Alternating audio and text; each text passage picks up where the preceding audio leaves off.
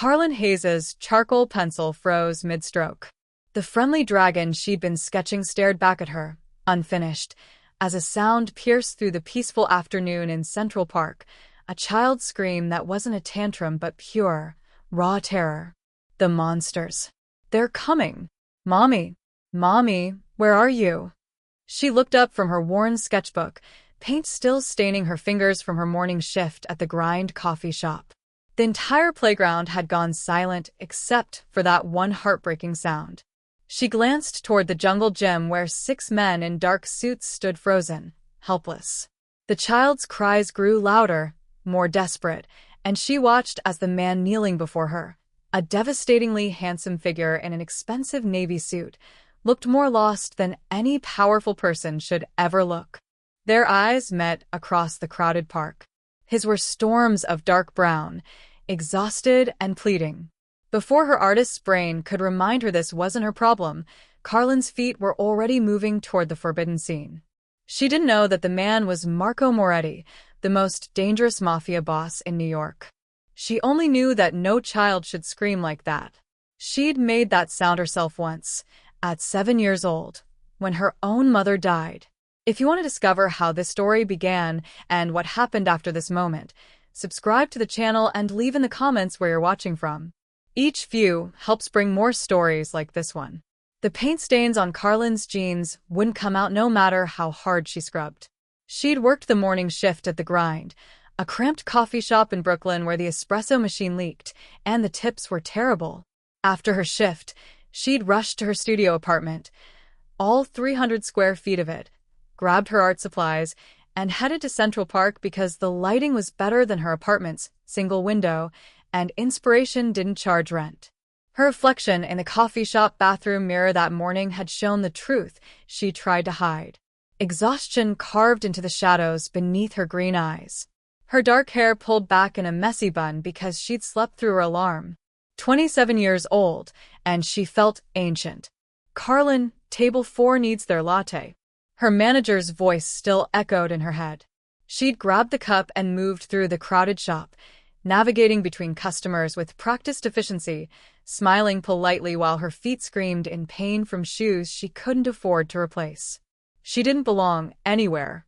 Every day reminded her of that. Her morning had been chaotic since 6 a.m., impatient lawyers, influencers demanding oat milk substitutions, people whose handbags cost more than her yearly rent. Carlin had navigated between orders with her artist's smile painted on, the one that said she was fine. She was making it. She wasn't drowning in student loan debt from an art degree that hadn't led to gallery shows or book deals. Just more coffee stains and strangers demanding extra foam. At 3 p.m., she'd finally escaped to the park bench that had become her outdoor studio. Her portfolio lay open beside her, children's book illustrations that 12 publishers had rejected with the same polite variations of, "Not quite what we're looking for." The dragon drawing was for submission number 13. Lucky 13, she'd thought. Then everything changed. The park's peaceful atmosphere shattered like dropped glass. The child's screaming cut through everything. Joggers stopped mid-stride. Other children froze on swings. Parents grabbed their kids and pulled them close. Carlin looked up from her dragon sketch and felt her breath catch. 6 men in black suits had formed a perimeter around the jungle gym. Their eyes scanned the playground with predatory awareness, hands hovering near their jackets in ways that made Carlin's survival instincts scream danger. Then she saw him. Carlin had never seen someone command space just by existing. He was tall, well over 6 feet, with dark hair perfectly styled despite the obvious stress. The navy suit fit him like it had been sewn onto his body, expensive fabric that probably cost more than her 3 months' rent. But it was his face that made her pulse skip, sharp jawline, strong features, and eyes that held oceans of exhaustion. Beautiful and dangerous. A small girl clung to his neck, face buried in his shoulder. She couldn't have been more than 5 years old, dressed in a pink dress that was now twisted from struggling. Sheila, per favore. The man's voice was deep, commanding even in desperation. His Italian accent made the plea somehow more heartbreaking. Papa needs you to be brave. The girl's cries only intensified. No. The monsters. They're coming like they came for Mommy. Carlin's pencil slipped from her fingers. Like they came for Mommy. She knew that grief. She'd lived it. The man, the father, tried everything. He offered a juice box from his pocket, promised ice cream, pulled out a small stuffed bunny. Nothing worked. The child screamed like her world was ending, and maybe it was. Maybe it had ended already, and she was just now realizing it. The other park-goers shifted uncomfortably. Some whispered. A few gathered their children and quickly left. This was someone else's problem. Someone else's tragedy. Carlin watched the powerful man crumble. He held his daughter close, whispering in rapid Italian, his broad shoulders curving inward like he was trying to shield her from invisible threats. One of his hands trembled as it smoothed her hair. She'd taken 2 steps toward them before her brain caught up with her feet. This was dangerous. These men were clearly security, or worse. The father was obviously someone important, someone powerful, someone she had no business approaching. But that little girl's scream. Carlin had made that exact sound 20 years ago, standing in her mother's hospital room, not understanding why Mommy wouldn't wake up. She'd seen monsters everywhere for months after. In closets, under beds, in shadows. Her 2nd-grade art teacher had been the one to help her, teaching her to draw the monsters until they weren't scary anymore. Maybe she could help this little girl the same way. The bodyguards moved instantly as she approached, blocking her path with practiced precision. One put a hand on her shoulder, not rough, but firm enough to stop her forward motion. "Miss, step back." "I just want to help," Carlin said quietly, her eyes locked on the crying child. "Please. I think I can help." The father's head snapped up. His dark eyes. She'd been right. They were storms, turbulent and drowning, fixed on her with an intensity that made her knees weak. For a moment, time seemed to stop.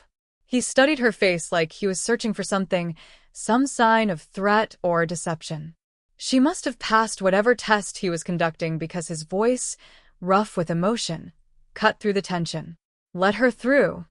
The bodyguards parted like water. Carlin's heart hammered as she walked the last few feet to the jungle gym. Up close, Marco Moretti, though she didn't know his name yet, was even more overwhelming. The sharp angles of his face, the expensive cologne that smelled like cedar and something darker, the raw power that radiated from him like heat. But she forced herself to focus on the child. On Sheila, the little girl who'd lost her mother and was drowning in grief disguised as monsters. "Hi there," Carlin said softly, crouching down to eye level, careful to stay a respectful distance away. She didn't reach out, didn't try to touch. Just made herself small, non-threatening, present. "My name is Carlin." The screaming didn't stop, but Sheila's eyes, dark like her father's, red and swollen from crying, flickered toward her for just a second. "That's a lot of big feelings for such a little person," Carlin continued, her voice gentle and steady. "It must be really scary, seeing monsters. I used to see them too." "Please." The father's voice cracked the word in half. "She's been like this for 3 months. Every night. Every day. Nothing helps." He looked at Carlin with such desperate hope it physically hurt to witness. "The therapists say she's grieving, that she needs time, but—" "Her mother?" Carlin asked quietly, already knowing the answer. His nod was barely perceptible, jaw clenched against emotion.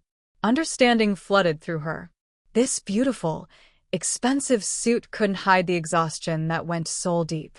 This powerful man who probably controlled everything in his world couldn't control his daughter's pain, couldn't fight monsters he couldn't see, couldn't bring back what grief had taken. Carlin looked back at Sheila, who'd quieted to hitching sobs, watching this stranger with wary curiosity. "Sheila," Carlin said softly, "did you know that I draw monsters for my job?" The sobbing stuttered. Stopped. The little girl's eyes widened. Carlin held up her sketchbook, showing the unfinished dragon drawing. "See this? This is Mortimer. He looks pretty scary, right? All those teeth and the big claws and the fire breath." Sheila's small hand loosened its death grip on her father's shirt. She leaned forward slightly, studying the drawing. "But want to know a secret?" Carlin's pencil moved quickly, adding details to the dragon, a silly hat with flowers, a shocked expression. Mortimer is actually scared of butterflies. Watch this.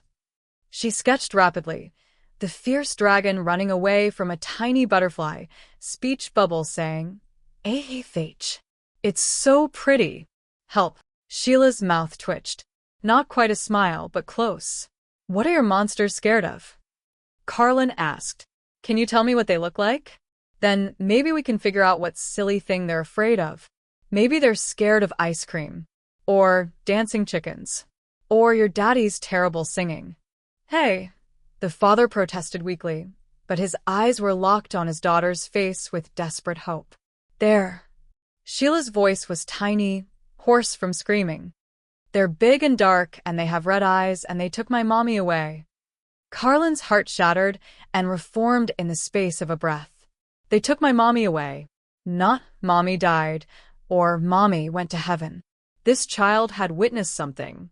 Seen something. Those sound like very scary monsters, Carlin said seriously, not dismissing the fear, not telling her monsters weren't real. Can you help me draw them? Then we can make them silly together. We can give them tutus or funny hats or make them slip on banana peels. Sheila looked at her father, seeking permission. It's okay, Principessa, he whispered, his voice thick with unshed tears. You can sit with her. Papa will be right here. Slowly, like a small animal emerging from hiding, Sheila climbed down from her father's arms and took one trembling step toward Carlin. Then another. When she sat down beside Carlin on the playground mulch, it felt like a miracle. Can they have bunny ears? Sheila asked quietly. My mommy loved bunnies. Carlin had to swallow hard against her own tears. Bunny ears are perfect. Let's draw them together. For the next 20 minutes, Carlin and Sheila sat on the playground mulch, drawing monsters. The child's small hand guided Carlin's pencil, describing shadows with teeth and eyes like fire. With each drawing, Carlin added something absurd. Bunny ears, tutus, roller skates, party hats. The shadow monster that took mommy ended up wearing a tutu and bunny ears, slipping on a banana peel while holding an ice cream cone. Sheila giggled, a sound so pure it made the bodyguard's stern faces soften. When Carlin finally looked up at Marco, she found him watching with tears streaming down his face. He didn't bother wiping them away. How did you? His voice broke. 5 therapists. 3 months of trying. How did you do that? Carlin stood, helping Sheila up with gentle hands. I didn't do anything special. I just believed her monsters were real. Because mine were too, when I was her age. Marco's dark eyes held hers. Your mother? She nodded, throat tight. Quel accident? I was 7. I saw monsters everywhere for 2 years. My art teacher helped me draw them until they stopped being scary. Something shifted in his expression. Recognition, gratitude, something deeper that made her pulse quicken. She looked away first, suddenly aware of how close they were standing. What's your full name? He asked. Carlin Hayes. I'm a children's book illustrator. She gestured to her worn sketchbook, the rejection letters she kept tucked in the back like battle scars.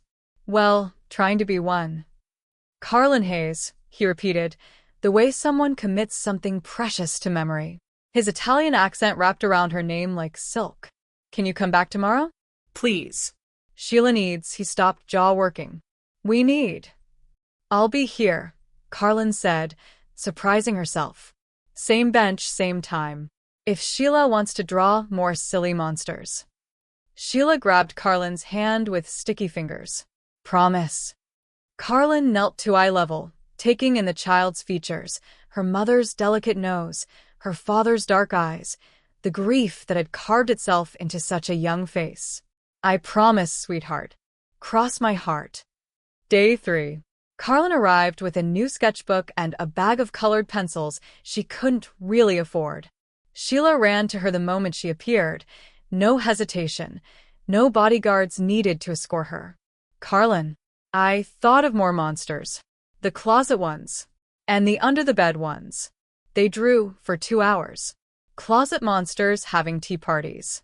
Under the bed monsters terrified of dust bunnies. Refrigerator monsters afraid of vegetables. Marco watched from a respectful distance, phone pressed to his ear, but his attention never leaving them. Carlin felt his gaze like heat on her skin. When Sheila ran off to the bathroom with a bodyguard, Marco approached. He moved like a predator, controlled, graceful, dangerous. Carlin's artist, I couldn't help but notice the way his suit jacket stretched across his shoulders, the flecks of muscle beneath expensive fabric. He sat on the bench beside her, maintaining careful distance. His cologne reached her, cedar and bergamot, and something darker, more masculine. Her hands trembled as she closed her sketchbook. She's never been comfortable with me, Marco said quietly, staring at where his daughter had disappeared. Even before Maria died. His voice carried the weight of old pain. I work too much. I'm too intense. Too loud. My voice frightens her. Carlin turned to study his profile. Strong Roman nose, sharp jawline shadowed with 5 o'clock stubble, a small scar above his left eyebrow. He was beautiful in the way dangerous things often were. She loves you, Carlin said. She just doesn't know how to reach you. You're both grieving, but in different languages. His eyes met hers, so dark they were almost black, rimmed with exhaustion, filled with desperate hope. Can you teach me? Her language? The vulnerability in that question made her chest ache. This man who probably commanded empires, who made other men flinch with a look, was begging a struggling artist to teach him how to talk to his own daughter. Yes, Carlin heard herself say. But it's going to require patience and being silly. Can you handle silly? A ghost of a smile touched his lips, the first she'd seen, and it transformed his face entirely. I can try. Week 2. I want to hire you, Marco said. They stood in his home office, all dark wood and leather, floor-to-ceiling windows overlooking Manhattan. Carlin felt like she'd been transported to another planet. She'd taken the subway to Grand Central, then been driven in an armored car to a mansion that belonged in magazines. She didn't belong here. As Sheila's art therapist, Marco continued. Carlin bristled. I'm not a therapist. I have no degree. Just a useless art school diploma and 40,000 in debt. Then as her art friend. Her companion. He moved closer, and she registered his height. He towered over her 5'5" frame. Whatever title makes you comfortable. Just come every day. Help her heal. I work at a coffee shop. I have bills. I'll pay you enough that you don't need the coffee shop. His voice was firm, businesslike. You can focus on Sheila full-time. And your art. Pride warred with desperation. She needed the money. God, she needed the money. But accepting felt like selling something she couldn't name. Just enough to cover my bills, she said finally. Rent, loans, basics. So, I can quit the coffee shop and be here every afternoon. You're undervaluing yourself. Maybe. But that's my price. Marco's lips quirked. You don't negotiate like someone who needs money. I negotiate like someone who doesn't want to owe you. Something flickered in his eyes. Respect. Maybe. Deal. Stay for dinner tonight. Sheila would love it. The dinner table could seat 20, but they clustered at one end. Marco at the head, Sheila to his right, Carlin to his left. The child chattered between them, bouncing in her seat, describing the silly monster family they'd drawn that afternoon. Carlin cut Sheila's chicken without being asked, wiped sauce from her chin, made silly faces that provoked giggles. Marco watched with an expression she couldn't name. Hunger, longing, something that made her skin flush. It's like we're a real family, Sheila announced, oblivious to the sudden tension. Carlin's fork paused halfway to her mouth. Marco's eyes locked on hers across his daughter's head. The air between them felt charged, dangerous. Sheila, baby, Carlin is your friend, Marco started. But she feels like family, Sheila insisted with a certainty only children possess. Don't you think so, Papa? Marco's gaze never left Carlin's face. Yes, Principessa. She does. After dinner, he walked Carlin to the car. The night air was cool, carrying the scent of expensive flowers from the garden. Security lights cast dramatic shadows across his features. Thank you, Marco said. For today. For coming. He stopped, jaw clenching. For giving me back my daughter. I'm doing this for Sheila, Carlin said, too defensive, knowing it was only half true. I know. His eyes said he knew she was lying to herself. See you tomorrow, Carlin Hayes. The way he said her full name, slow, deliberate, Italian accent turning the syllables into something intimate, made her shiver. In the car, being driven back to Brooklyn, Carlin pressed her palm against the cool window and tried not to think about dark eyes and the way he looked at her. Like she was something precious. Something wanted. She told herself this was just a job. She was helping a child. Nothing more. But when she lay awake in her tiny apartment at 2 a.m., she knew she was already in trouble. Carlin arrived to find Sheila waiting by the front window, face pressed against the glass. The moment the car appeared, the child was at the door, practically vibrating with excitement. Carlin, Papa said you could have breakfast with us every day. Marco appeared behind his daughter, wearing a white t-shirt and dark jeans instead of his usual suit. Carlin's throat went dry. The casual clothes revealed what expensive tailoring had hidden: broad shoulders, muscled arms, the hint of a tattoo peeking from beneath his sleeve. He caught her staring and smiled. Damn him. Is that okay? He asked, voice still rough from sleep. If you'd rather. Breakfast sounds perfect, Carlin managed. They ate on the terrace, fresh pastries, fruit, coffee so good it made the grinds brew taste like motor oil. Sheila chattered between them, swinging her legs, stealing berries from both their plates. Marco's knee accidentally brushed Carlin's under the table. Both of them froze. Neither moved away. Can Carlin come to my dance recital next week? Sheila asked through a mouthful of croissant. Marco's eyes found Carlin's. Would you? I'd love to. After breakfast, Sheila ran off to play. Carlin helped clear dishes, habit from years of restaurant work, and found herself alone with Marco in the kitchen. He moved beside her at the sink, rolling up his sleeves. The tattoo became visible, Italian script running along his forearm. La famiglia è tutto. Family is everything. You don't have to do that, he said, gesturing to the dishes. I know. I want to. They worked in silence, hands occasionally brushing in the soapy water. Each touch felt electric. Carlin, Marco started. Don't, she interrupted. Whatever you're about to say, don't. Why not? Because this can't happen. She grabbed a towel, dried her hands with sharp movements. You know it can't. Give me one good reason. I'll give you 3.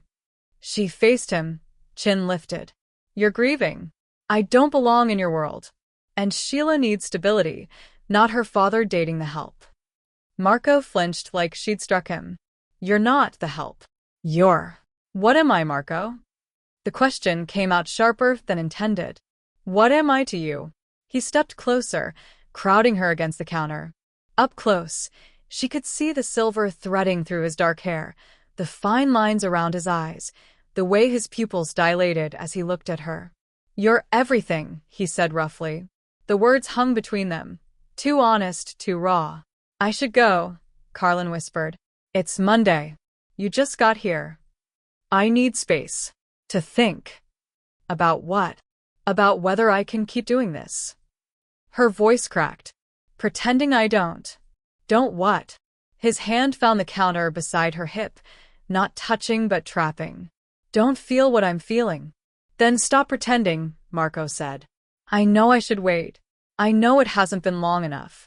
I know I'm being selfish. His other hand came up to the counter on her other side, caging her in. But I'm falling in love with you, Carlin Hayes. And it's terrifying. Her breath caught. Marco?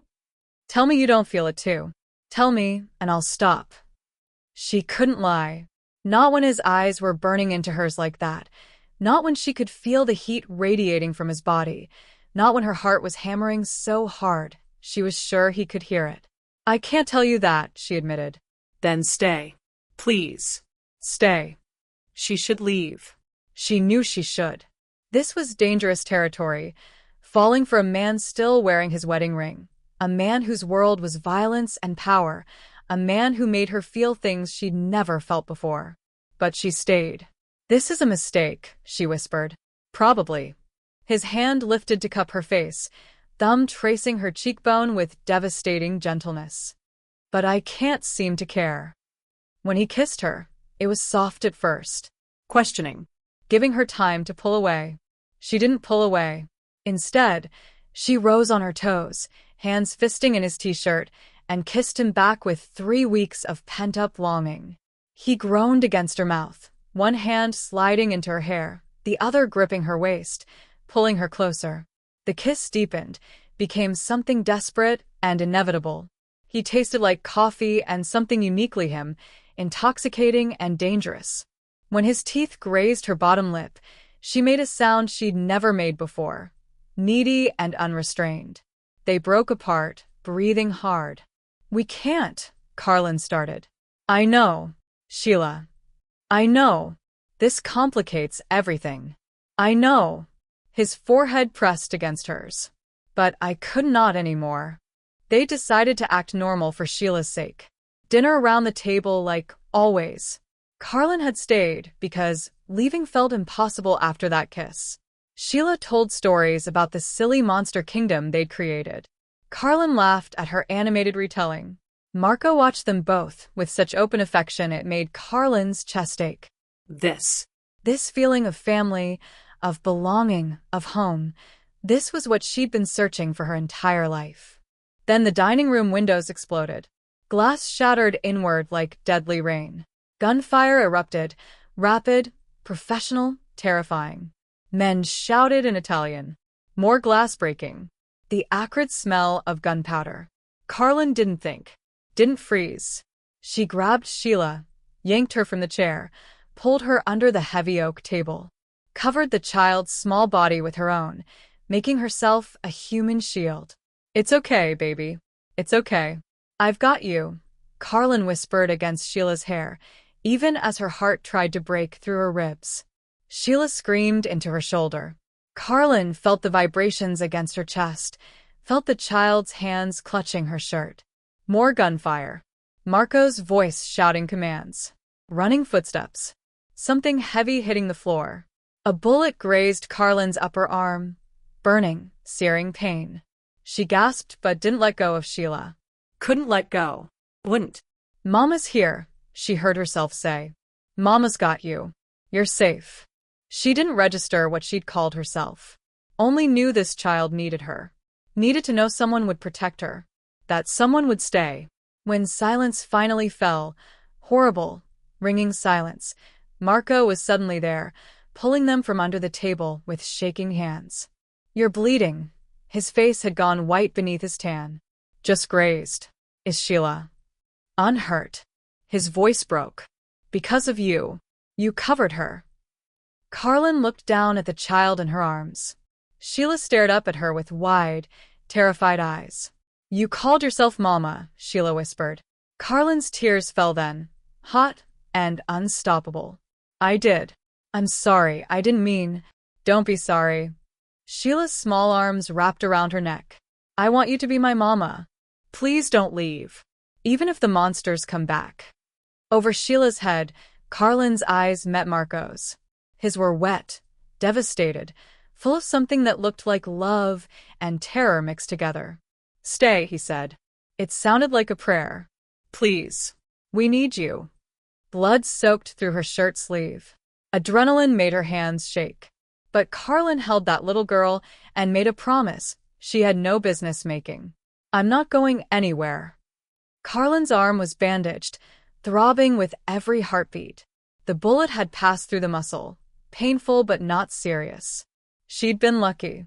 Sheila lay curled against her side in the hospital bed, finally asleep after hours of crying. The child's small hand clutched Carlin's shirt even in sleep, as if afraid she might disappear.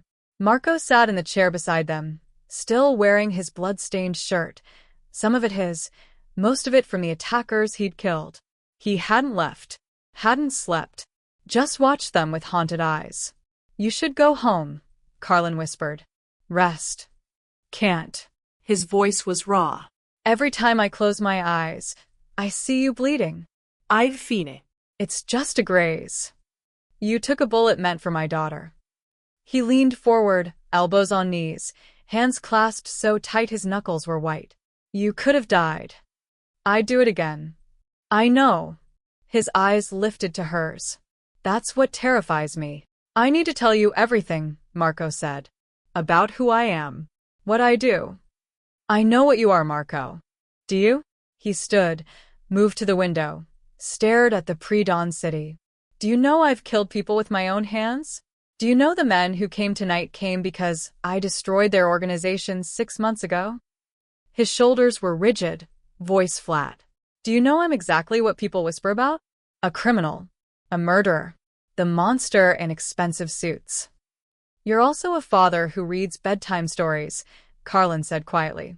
Who learned to make silly monster voices to make his daughter laugh. Who cried watching her smile for the first time in months. He turned, expression stark. That doesn't erase what I've done. I'm not asking it to. My world killed Maria. It almost killed you tonight. It will always be dangerous. He moved back to the bedside, gripped the rail. I can't promise you'll be safe. I can't promise this won't happen again. I can't promise. Then stop promising, Carlin interrupted. She reached out with her good arm, took his hand. His fingers were cold, trembling slightly. Start living instead. With you, if you'll have me. I need to tell you something too, Carlin said. About why I understand. Marco listened as she explained. Foster care after her mother's death. 11 different homes before she aged out at 18. Never belonging anywhere. Putting herself through art school, working 3 jobs. The student debt that followed her like a shadow. The tiny apartment. The rejection letters. I've spent my entire life not fitting in, she said. Not being enough for anyone. Not having a place that felt like home. Carlin. Let me finish. She looked at Sheila sleeping peacefully for the first time since the attack. And then I met this little girl who sees monsters. And I showed her how to make them silly. Her eyes lifted to his. And her father, who was so lost in grief, he forgot how to be gentle. And I reminded him. You did more than remind me, Marco said roughly. And for the first time in my life, I belong somewhere. With someone. Her voice strengthened. With you both. Even though it's dangerous. Maybe especially because it's dangerous. I'm tired of playing it safe. Safe got me nowhere. Marco pulled a small velvet box from his jacket pocket. His hand shook as he opened it. Inside was a simple gold band with a single diamond, not ostentatious, not meant to impress. Just beautiful. I was going to wait, he said. Do this properly. Romantic dinner, roses, the whole thing. He looked at Sheila sleeping between them. But tonight showed me that life is short, and I don't want to waste another day. Marco. I'm not asking you to replace Maria. His voice was fierce. I'm asking you to be something new. Sheila's mother. My wife. Our family. He knelt beside the bed. This is insane. We've known each other 5 weeks. I'm still grieving. You're 27 years old with your whole life ahead of you, and I'm asking you to tie yourself to a man whose world is violence and danger. Yes, Carlin interrupted. He blinked. What? Yes. I'll marry you. You should think about it. I've been thinking about it since you kissed me in the kitchen. Maybe since the first day in the park. She touched his face with her uninjured hand. I should say no. I should be smart and practical and run as far from you as I can. But I've been smart and practical my whole life. It got me alone in a 300-square-foot apartment with no family and no future. Her thumb traced his cheekbone. Now I have you. I have her. I have silly monsters that need drawing and a little girl who needs a mother and a man who makes me feel alive for the first time in my life. Marco's eyes were wet. Is that a yes? That's a yes. He slid the ring on her finger with trembling hands. It fit perfectly, like it was meant to be there. Mrs. Moretti, he whispered. Sounds weird. You'll get used to it. I have a lifetime to try. Sheila woke to sunshine streaming through the hospital window. She blinked sleepily, saw them holding hands, saw the ring on Carlin's finger. What's that? Her voice was groggy, curious. Marco and Carlin shared a look. Remember how you asked if Carlin could be your mama? Marco said gently. Sheila sat bolt upright, suddenly wide awake. Yes. Well, Carlin said, her voice shaking with emotion. I said yes. The scream that erupted from Sheila was pure joy. She launched herself at Carlin, carefully, aware of the injury, and wrapped her small arms around her neck. You're staying forever? Forever, Carlin promised. Can I call you Mama? I'd like that very much. Sheila pulled back, looking between them with shining eyes. When's the wedding? Can I wear a princess dress? Can we draw pictures for it? Can. Yes to all of it, Principessa. Marco laughed, and it sounded like relief, like hope, like finally being able to breathe again. 3 weeks later, the Moretti mansion garden had been transformed. White chairs arranged in neat rows. Flowers everywhere, not expensive orchids, but simple daisies and sunflowers because Sheila said those were happy flowers. And woven through everything, hanging from trees and chairs and the arbor, were drawings. Silly monsters wearing tuxedos and bow ties. Shadow creatures in bridesmaid dresses. Under-the-bed monsters holding bouquets. Every monster Sheila and Carlin had drawn together over the past 2 months, now celebrating with them. 30 guests, Marco's closest associates and their families. No massive Mafia spectacle. Just the people who mattered. Carlin stood in Sheila's room, her daughter's room now, looking at herself in the mirror. The wedding dress was simple white cotton, tea-length, with cap sleeves. But along the hem, Sheila had drawn tiny monsters in wedding attire. Carlin had sewn the drawings onto the fabric, preserving them forever. You look like a princess, Sheila breathed. She wore a pink dress with so much tulle she looked like a cupcake, and she'd never been happier. You look beautiful too, baby. I'm the flower girl and the one who walks you. Sheila bounced on her toes. Papa said since you don't have a daddy, I should do it. Carlin's eyes burned. That's perfect. Music started, not a wedding march, but something simple and sweet. Carlin took Sheila's small hand, and together they walked down the makeshift aisle. Marco stood at the altar in a charcoal gray suit, white shirt open at the collar, no tie. His eyes locked on her from the first step, and the look on his face, reverence, love, disbelief, made her knees weak. When they reached him, Sheila handed Carlin over with exaggerated ceremony, then stage whispered, "Don't mess this up, Papa." The guests laughed. Marco knelt to kiss his daughter's forehead. "I'll try my best, Principessa." Then he stood, took Carlin's hands, and the rest of the world fell away. The officiant, a judge who owed Marco several favors, cleared his throat.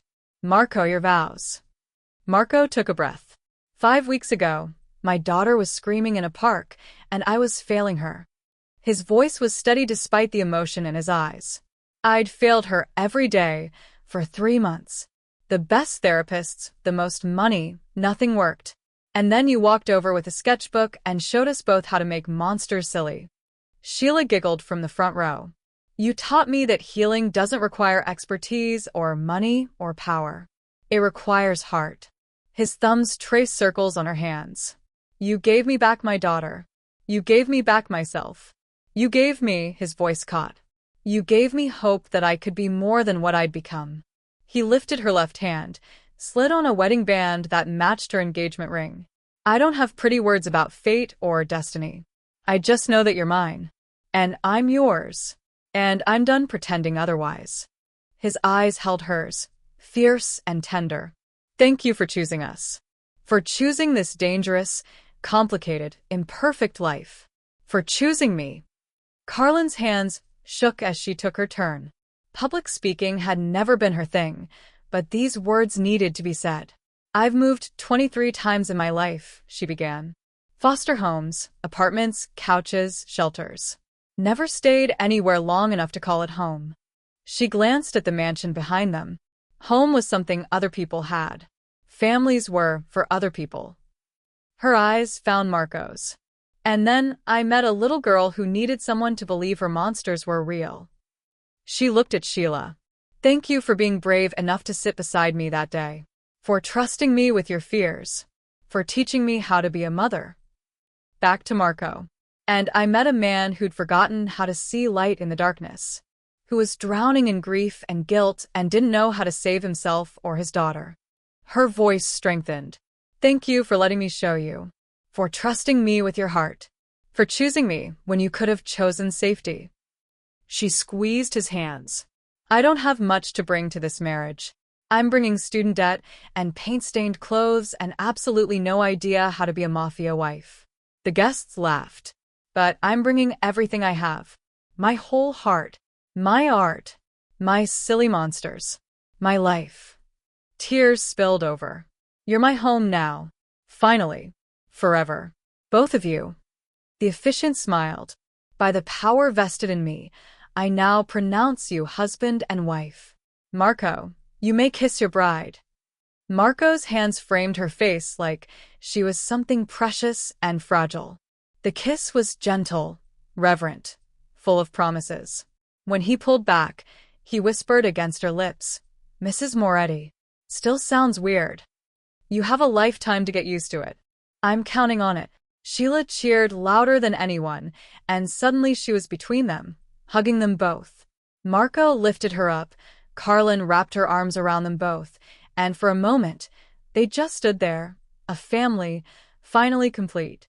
They ate under the stars, danced on the temporary floor laid in the garden. Sheila ran between tables, showing everyone her drawings, explaining with serious authority which monsters were the silliest. When Marco pulled Carlin into his arms for their first dance, she noticed he'd removed his wedding ring. The one he'd worn for Maria. The pale band of skin was still visible, but his hand was free now. You didn't have to, she said quietly. Yes, I did. He pulled her closer. Maria will always be part of my past. But you're my future. You deserve all of me, not the parts one have left over. I would have understood. I know. That's why you deserve better. He kissed her forehead. I love you, Carlin Moretti. I love you too. She rested her head against his chest, listening to his heartbeat. Think we can make this work? This crazy, dangerous, beautiful life. With you? I think we can do anything. And as they swayed beneath the stars, surrounded by silly monster drawings and the people they'd chosen as family, Carlin believed him. 6 months later, the children's bookstore on the Upper West Side was packed. 40 kids sat cross-legged on the rainbow carpet, parents lined the back wall, and Carlin sat in the author's chair with a copy of her book in shaking hands.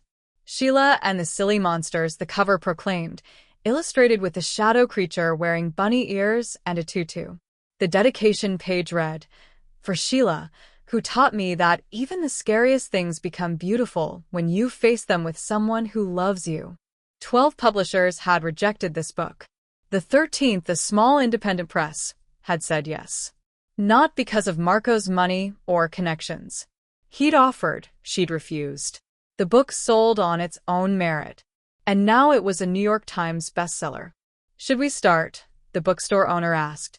Carlin nodded, throat tight with emotion. In the front row, Sheila bounced with excitement, wearing a t-shirt that said, I'm the real Sheila.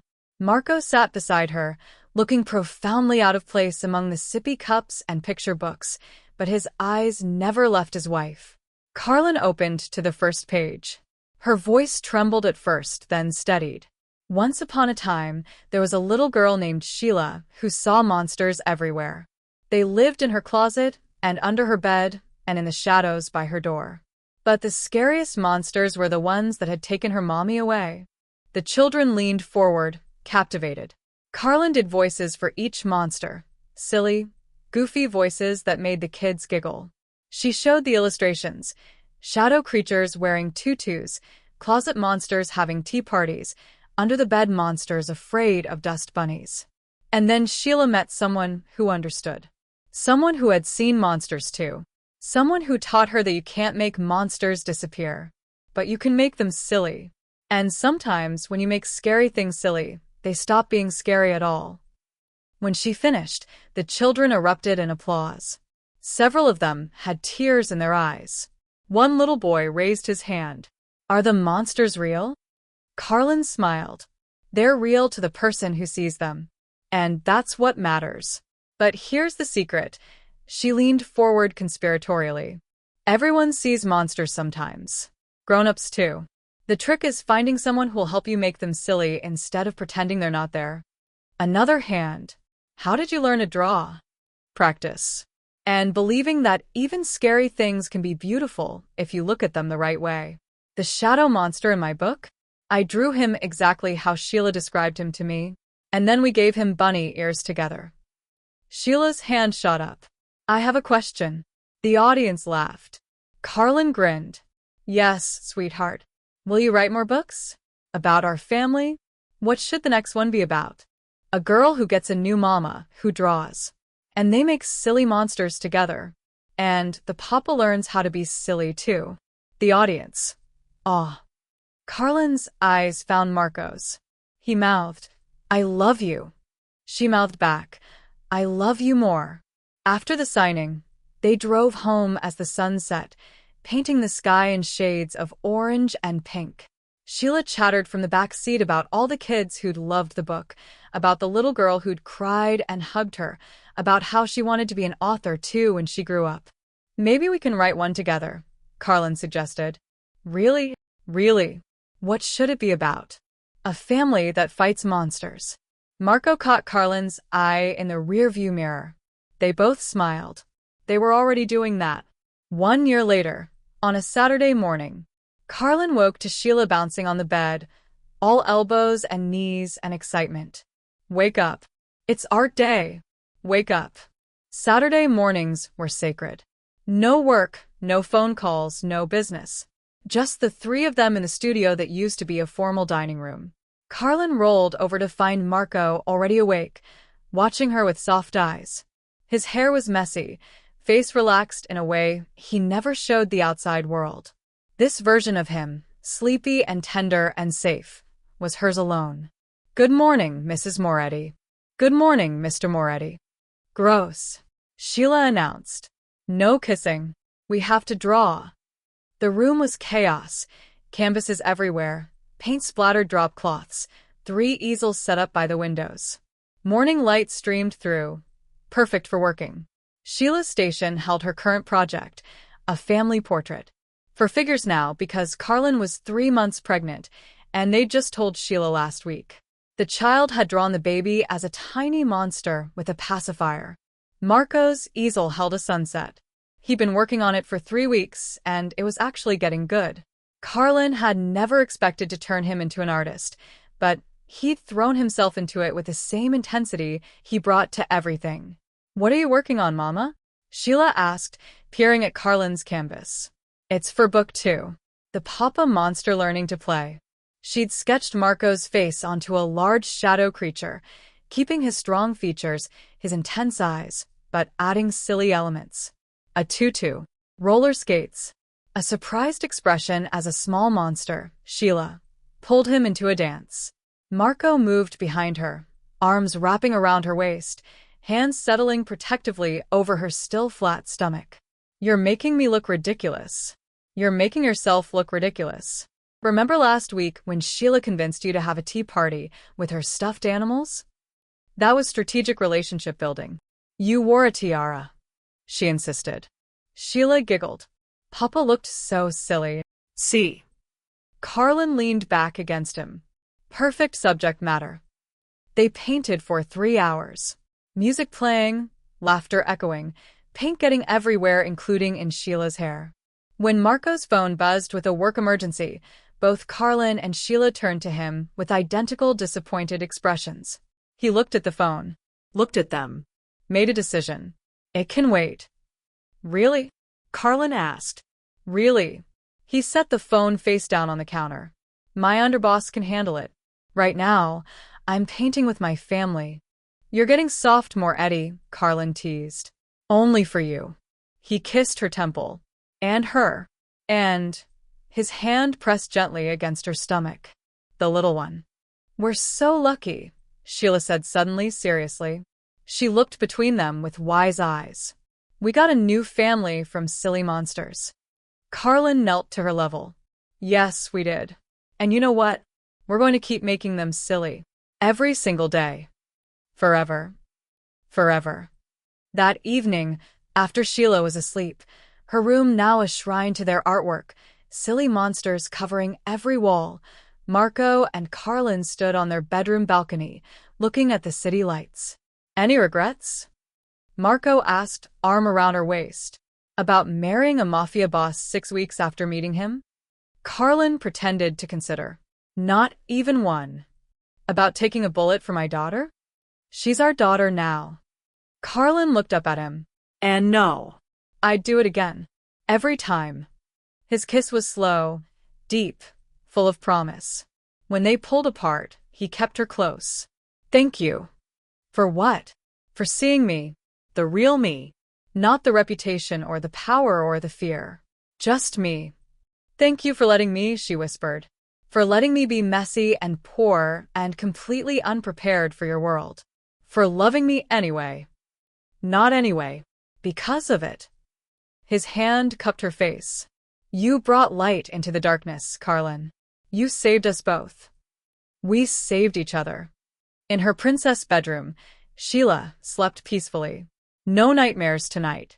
No monsters. Just dreams of silly creatures and art projects and the family she'd found through tragedy. On her bedside table sat a new drawing, her most recent creation. 3 stick figures holding hands in front of a house. Above them, floating in the sky, a woman with angel wings and a gentle smile. And beneath the drawing, in Sheila's careful handwriting, my first mama watches from heaven.